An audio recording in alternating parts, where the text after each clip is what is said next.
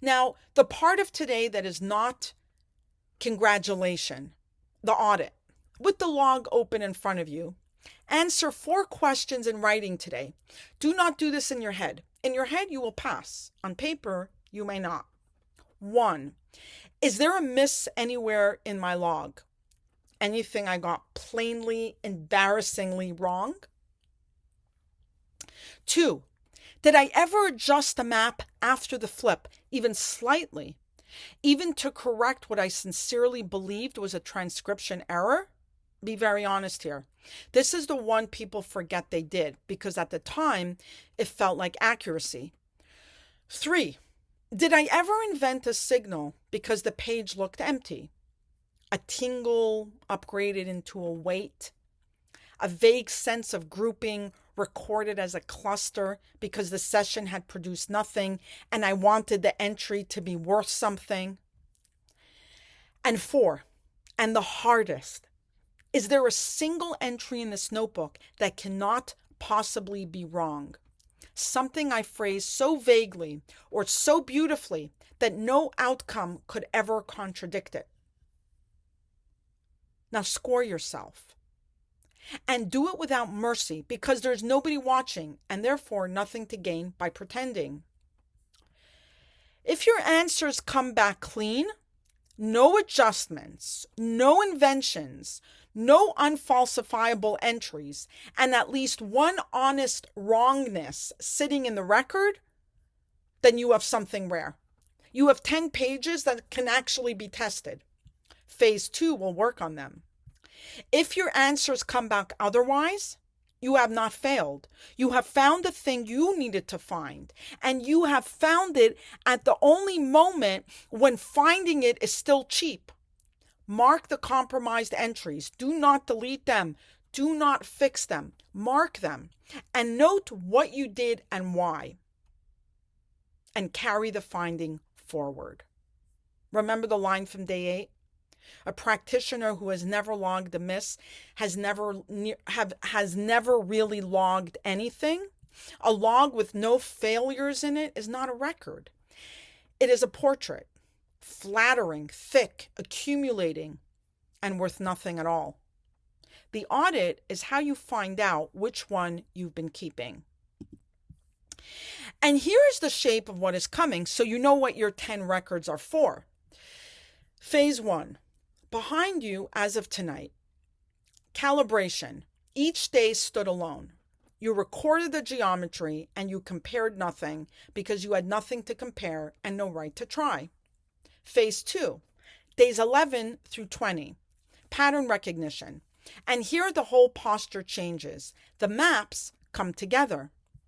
After each session, you will briefly review your map from the previous day. You begin looking for recurrence, configurations that appear across multiple sessions, zones of your surface that consistently attract or repel cards, somatic responses that have grown more specific. And you will look for something else, which is the part people do not expect, and which is the real content of phase 2. You will look for what fails to recur. The things you were sure about that turned out to be nothing. The pattern you thought you saw on day 4 that has not appeared since.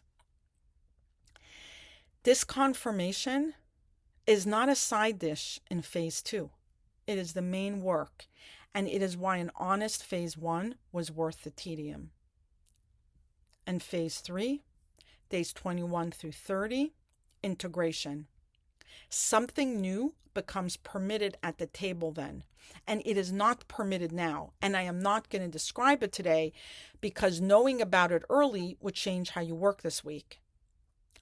10 days is not an arbitrary gate. The instrument has to be built before it can be pointed at anything, and it is not finished being built. Tomorrow, the instrument gets pointed. That is the whole change. Let me tell you where this ends, because you've earned a look at the destination. By day 30, you see the field before you read the cards. I want to be careful with the sentence because it's easy to hear as a promise of something mystical, and it's not. It does not mean you will interpret the field better. It does not mean you will develop a power. It means the geometry will arrive first, that when you look down at a layout, the distances and the density and the shape of the emptiness will land on you before the interpreting mind gets there, not as a decision, as a perception. And I want you to notice that you have already felt the very beginning of this, whether or not you registered it. Somewhere in the last few days, you looked at a spread and something about its shape registered before you had consciously started the drill. A sense that it was tight or lopsided or empty on one side. It arrived, and then you went and did the formal work of describing it. That is the thing. That is the whole thing in its first and smallest form. It is what all of this is for. And it does not come from believing anything. It comes from having looked deliberately at the same 3 signals several hundred times until looking stopped requiring a decision. You're 10 days in, 20 to go. It's closer than it feels. Your day in order. 3 parts, and the order is not negotiable. A, your day 10 record. 5 steps, all 3 signals. Distance, cluster, void, carry together. Exactly as always. And you do this first, before you look at anything else. Because the moment you start reading old maps, you're no longer producing an independent record. Close it when you're done. B, then open the whole log. Find your day 1 geometry sentence and your day 9 geometry sentence. Count the information units in each. Sit with the difference for a moment. It is the only proof of progress you're ever going to get, and is better than anything I can tell you. C, then run the audit. 4 questions in writing. Mark anything compromised. Do not fix it. Do not delete it. Mark it and note what happened. That is day 10. And when you have done all 3, you have finished phase 1. 10 days of calibration complete. Let me close phase 1 with the observation that has been sitting underneath all 10 days. Go and look at your workbook one more time. Look at day 10. Look at day 1, Now look at day 10. They are identical, the same 5 steps, the same fields, the same lines, the same spaces, word for word. There is not one syllable of difference between the page you have filled in on your first night and the page you filled in tonight. The workbook is a log, not a curriculum. It never taught you anything. It never changed. It just sat there 10 times asking you the same 6 questions. And what came back was very different every time.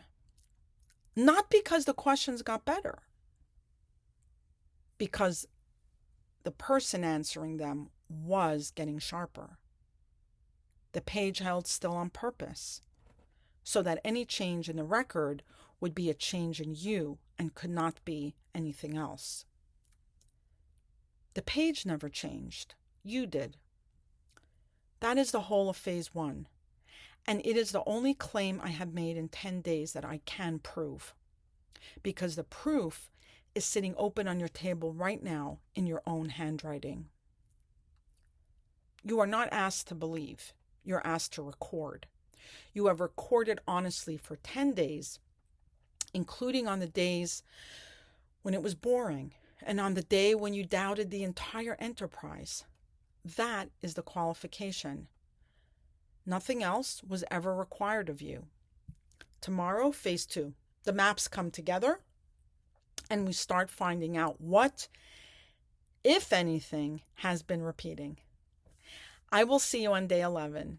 Thank you so much for being here. Again, my name is Dr. Rivka Edery, author of Spatial, signing off for tonight. See you tomorrow for day 11. Take care.